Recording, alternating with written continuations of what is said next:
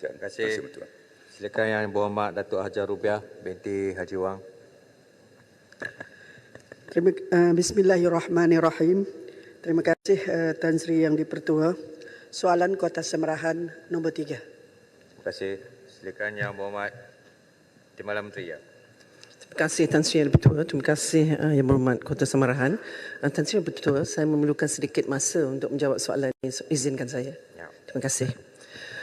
Tan Sri Yang Dipertua, Yang Berhormat, bagi menghadapi sebarang kemungkinan berlakunya bencana, khususnya banjir, status Jawatankuasa Pengurusan Bencana Daerah adalah seperti berikut.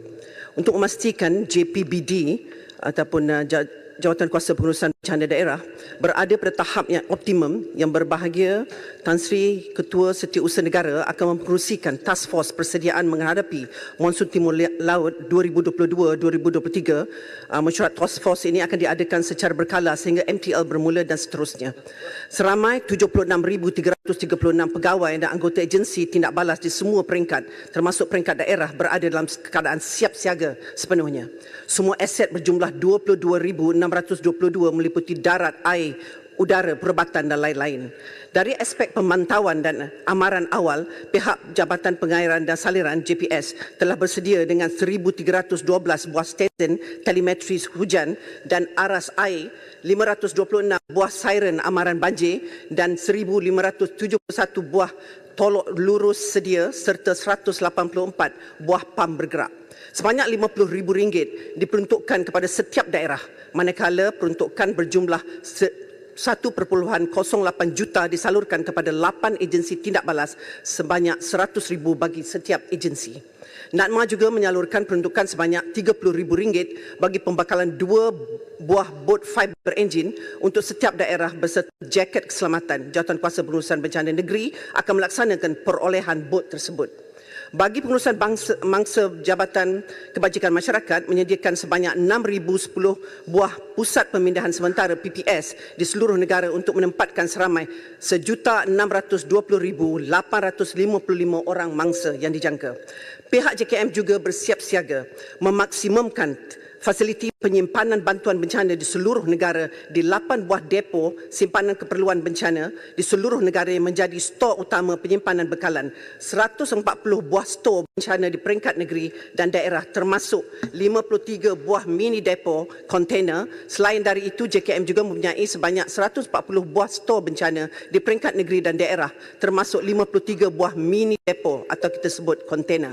Bagi memastikan bekalan barang keperluan bencana mencukupi, terutama di kawasan berisiko tinggi terputus hubungan apabila berlaku bencana, sebanyak 518 buah pangkalan hadapan telah disediakan. Ketua komuniti dan jawatankuasanya akan diberikan tanggungjawab untuk menyelaras pangkalan hadapan ini dengan penyeliaan oleh pegawai kebajikan masyarakat daerah berkenaan. JKM juga akan menyediakan makanan retort dalam tempoh 24 jam pertama dan lain-lain barangan keperluan khas bayi warga emas dan OKU untuk mangsa-mangsa yang dipindahkan ke pusat pemindahan sementara.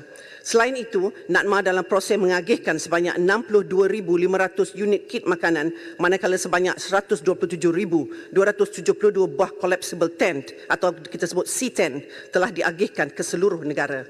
Jawatankuasa Pengurusan Bencana Negeri JPBN dan Jawatankuasa Pengurusan Bencana Daerah JPBD juga telah diarahkan untuk bersedia lebih awal bagi memastikan bantuan dan bekalan sampai di semua lokasi yang terlibat bagi mengelakkan keadaan lebih sukar sekiranya jalan terputus dan sebagainya. Sekian, terima kasih. Terima kasih. Silakan Yang Hormat. Teman-teman. Kota Semerahan dulu. Okey. Terima kasih Yang Berhormat Timbalan Menteri atas jawapan yang diberikan tadi. Saya amat gembira dengan penjelasan yang begitu detail sekali, terutamanya di peringkat daerah khasnya Jawatankuasa Pengurusan Bencana Daerah diberi peruntukan RM50,000 untuk pengurusan yang lebih teratur. Harapan saya di Sarawak turut menerima peruntukan tersebut. Namun begitu, saya ingin nak menarik perhatian pencerahan daripada Timbalan Menteri berkaitan dengan tahun ini Kerajaan Keluarga Malaysia telah membelanjakan 2.03 bilion untuk menyalurkan bantuan banjir Keluarga Malaysia yang meliputi bantuan tunai, pembiayaan dan bantuan komuniti. Jadi soalan tambahan saya, adakah pihak kerajaan telah merangka pemberian bantuan yang sama untuk menghadapi keberangkalian banjir yang dijangka berlaku pada hujung tahun ini? Dan adakah kerajaan bercadang untuk memperkenalkan skim perkhidmatan tambahan susulan kepada mangsa-mangsa banjir seperti bantuan baik pulih rumah yang rosak, skim diskaun pembelian perabot dan bantuan khairat termasuk di Sarawak, memandangkan kawasan-kawasan banjir dan mangsa-mangsa yang banjir hampir setiap tahun orang yang sama, dan mereka sebenarnya mengalami kerugian yang besar setiap tahun. Kalau boleh dipertimbangkan kembali permohonan skim tambahan ini khususnya untuk Sabah dan Sarawak. Terima kasih. Silakan. Terima kasih Tan Sri Yang Bertuah. Terima kasih Yang Berhormat Kota Samarahan.